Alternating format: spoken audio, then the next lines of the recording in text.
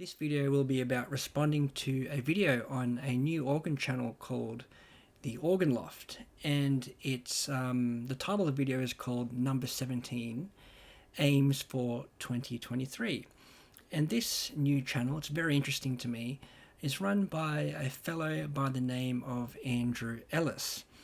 And sometime last year, he got himself a Johannes Opus 3 manual organ. So it's kind of similar to the one back there. Mine's a Studio 370. He's got the Opus model, which is much better. And he's recently also got Hauptwerk. So he's using the internal sounds and the Hauptwerk sounds. And he's using YouTube as a way to really relearn the organ. And I'm going to comment on a few things he said in this video for his aims for 2023. So let's have a listen to his first aim. My New Year resolution is to improve, or try to improve, my organ playing. My first aim is to get to grips with the pedal board. I may very slightly move position as I'm playing, because 1 minute I'm playing the pedals perfectly, and the next minute everything has gone wrong. Well, there's no doubt that pedal playing is very important for the organ, and it's something that I wanted to, get well at when I was first getting into the organ, being able to play the pedals, because as an organist, that's kind of the main difference between a keyboard instrument and the organ, because you've got the thing you play with your feet. And Andrew mentioned here that he wanted to be more familiar with it, and moving around positions and things not working out right. When I hear him describe this, I recall one of my previous teachers telling me this, and it wasn't a long-term teacher. It was kind of a teacher I just had for a short period of time. And she said to me, she noticed when I was playing I was really upright, I wasn't moving anything, I was really economical with my playing. And she's like, why aren't you moving? And she described the human body and the way we move, and physiologically we can't restrain ourselves. So what I'm telling you, Andrew, is that play the pedals in a way that feels natural to you. And obviously there are some techniques which you should learn, and you shouldn't learn bad habits like playing with the outside of your foot. Aim to play with the inside of your foot, but move the way that your body naturally wants you to move, because that's the way your body functions.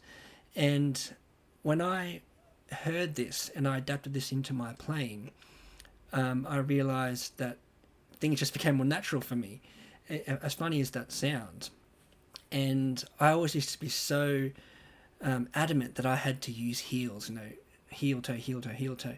But for some reason, playing the majority of pieces toes only was what came naturally for me. And if I needed to play legato, I would do a lot more feet substitution rather than using a heel. Say if I was moving from E flat to G, some people would use, left foot on E flat toe, then the heel on the G. But that's difficult for me. That's not natural for me. I went from E flat, left foot toe, right foot on the G, and I would substitute my left foot onto it so I could hit other notes. So yeah, what I'm telling you here is play the pedals in a way that's natural to you but gets the same musical result. Now let's hear back from Andrew to see what else he wants to work on. I must learn to control other aspects of the organ stops, pistons, expression pedals, etc., as well as changing manuals. So basically what Andrew is talking about here is console management.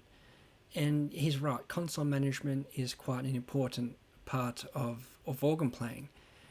From the piano, you just have the one keyboard, 88 keys, where an organ can have, 1, 2, 3, 4, 5 manuals, and a pedal board, and a various amount of pistons, generals, toe studs, and all that kind of stuff.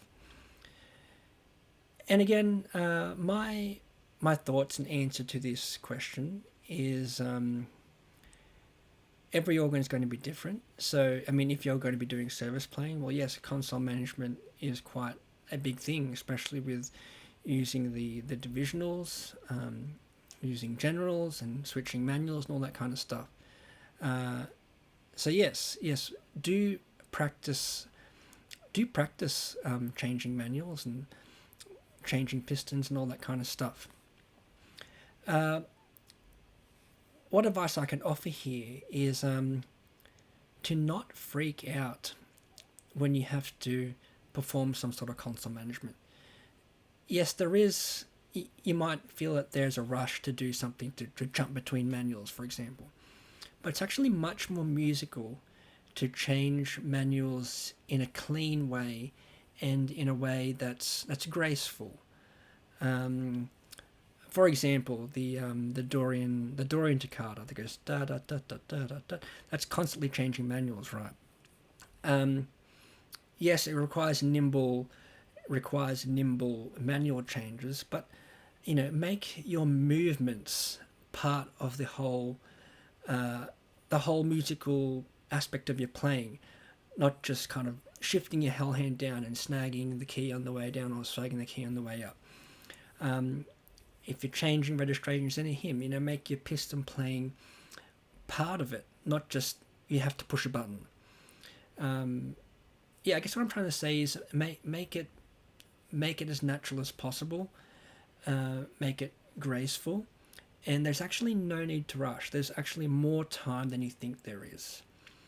I think it's better to do a really clean manual change or a really clean registration change or a really clean piston change than to,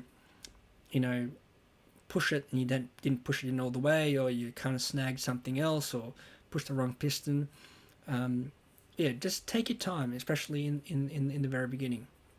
And you did play a bit of the Prière Notre Dame, and I wouldn't think that's a piece that really requires too much console management.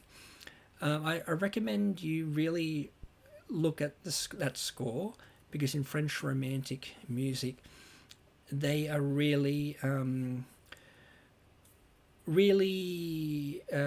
pedantic about the registrations. I noticed that you have soloed out the melody straight away, but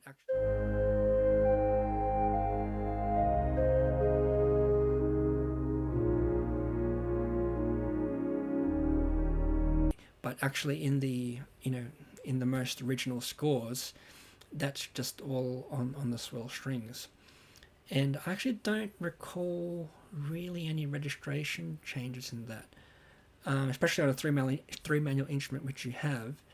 I don't think there's any registration change at all. It's just all manual changes. So yeah, really pay attention to the additions of scores that you're using as well. And I forgot to add about registration changes, manual changes. Simplify things and do them well, rather than compromising musicality over a technicality in a piece of registration, or a piston change or a sequence change or whatever it is. As we know, organs are all different. You can play the entire. I noticed in your video you had the C major short prelude and fugue. You could play that all in one manual, no registration changes at all. But if you have a huge instrument, you might want to utilize more of the instrument. So what I'm saying is play to the instrument and play for really success in the musical delivery, rather than technicalities or registration and manual changes. Let's listen to Andrew's last goal for 2023. One piece of music I've always wanted to play is Jesu Joy of Man's Desiring. What? I hear you say. You've been an organist for 35 years and you can't play that. I'm afraid to say that throughout all those years, I have cheated. My right hand has only played the top line, when really there are other notes the right hand should play. Now, it's quite interesting how Andrew mentions Jesu Joy of Man's Desiring, because it doesn't seem that long ago where I learned an arrangement of this piece that was that felt like it was a good arrangement, a substantial arrangement. And the arrangement I have is from the Oxford Book of Wedding Music. And I think this is really popular in the UK, so I think he would attest to this being a good book. And it doesn't have the inner parts in the right hand. And I say arrangement because this piece isn't really an organ piece. It's orchestral, right? What actually plays that melody? Da da da da da da da da da. Is it an oboe? I can't remember. So is there a second oboe playing the inner parts? I don't know. And it also depend on what type of instrument you're playing this arrangement on. You have to play it all in one manual. It wouldn't make sense to play that as a solo line because there's more than one voice in it. So the version I have is a trio. The pedals has got the bass part and the solo right hand, and then the inner part is played with the left hand. It's just there's 3 parts.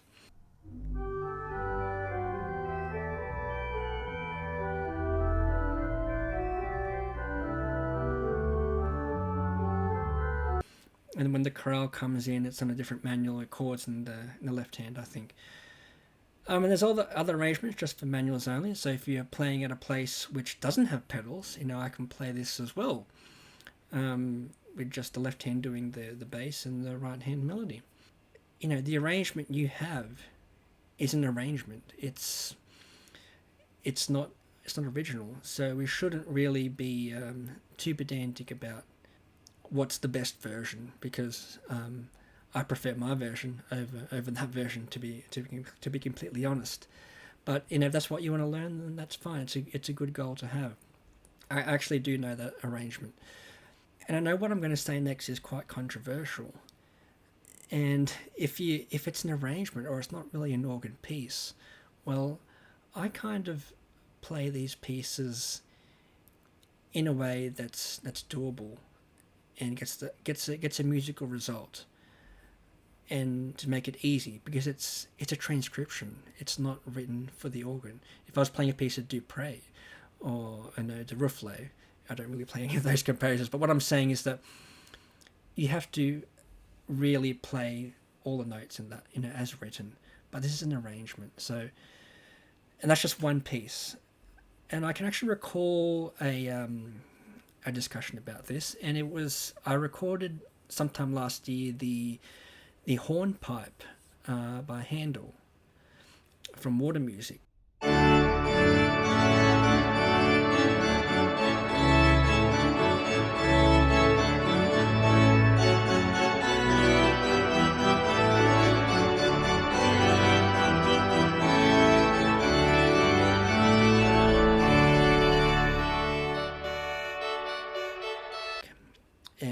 And I played, it's a transcription, it's an arrangement, and my good friends Vitas Pinkevichus and Fraser Gartshaw, which you talk about on your channel as well, they were saying, wow, that's a really really full-on arrangement, well done. And Vitas was saying, look, I actually cheat and I play the pedal part an octave lower because it's just too high on the pedal board.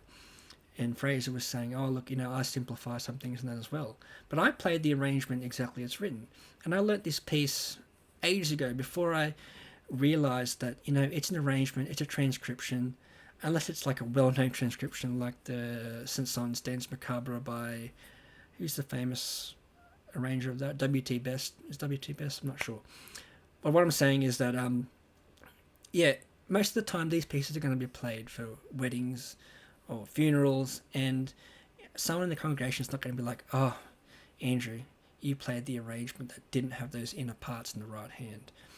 So that's unacceptable. I want a discount off your fees. Laughing at myself there. Yeah, so arrangements, transcriptions, just be kind to yourself. Andrew also mentions that his score has dynamic markings, crescendos and diminuendos, in a piece, Yes, Who Drove Me as Desiring. Well, these are just editorial marks. And if we think of Baroque music on the organ, Baroque organs, do they have expression pedals? No. But of course, you have the liberty to to orchestrate this as you please. And I'm not against someone using the swell pedal in that piece. But again, be kind to yourself and don't move the swell pedal just for the sake of an editorial market. Do it because it's musical. I think that's the main thing. The main thing is, how is a listener going to perceive this piece? They are not going to comment on, he didn't move the swell pedal to the open position in bar 6. No, they're going to want to be moved by how the piece sounds to them. So think about the end result and how you're going to get there. So well done, Andrew. You have a really, really interesting channel. I love following your progress. Keep going. I look forward to your next video, whether that be talking about your learning process or a piece. Good luck, and I'll chat to you later. I hope this was very helpful to you.